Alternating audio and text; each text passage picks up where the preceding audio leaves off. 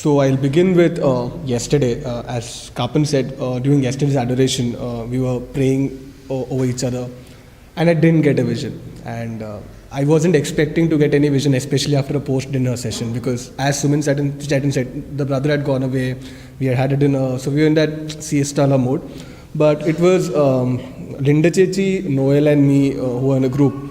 And I got a vision. And before the vision, what I was praying for was to clear my mind of any distractions. I didn't want my human intelligence or my past memories to come, and I didn't want to mistaken it for a vision by the Holy Spirit.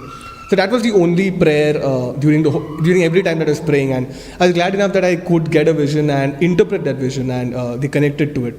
So that was the first time, so that was a very joyous occasion. When Chechi was praying for me, she told me the first verse that came to her mind was the old wineskin and the new wine shouldn't be poured in the old wineskin. And yesterday I was like, so the interpretation that she had was like, Jensen, there is a new you in the retreat, and when you go back home, you shouldn't be the old one. I said, yes, relatable. And I just parked it there. But today, when you're talking about righteousness, that same verse came up, and I remember looking at Chechi and like, and then it's connected. It was like the Holy Spirit had थोड़ा सा पहले से उसने attack कर लिया था कि बेटा तेरे लिए ये already दे रहा है मैं. And I think that is what righteousness is. My understanding of righteousness is the attitude that the new wine can still be in that old wine skin, okay, but it is not that is not where it is meant to be. So there is still that there will be justification for the Pharisees level of righteousness also, but it is up to us, up to our attitude on what we think Jesus' way of righteousness.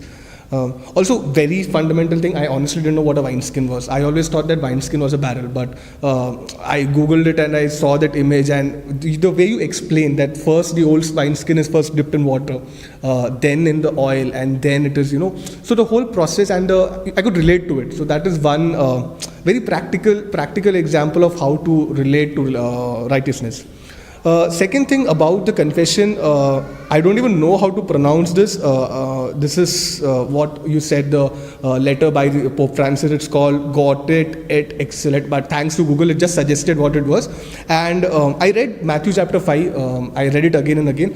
But reading this, it has, I think, 4 chapters in it, and the 3rd chapter is about the Beatitudes. You said that every Beatitude is being explained by the Holy Father.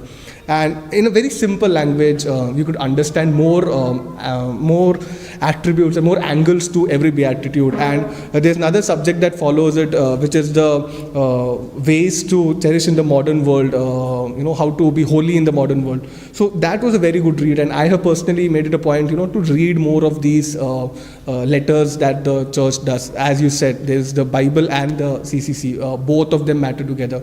So these were the major 2 takeaways that I had. Thank you.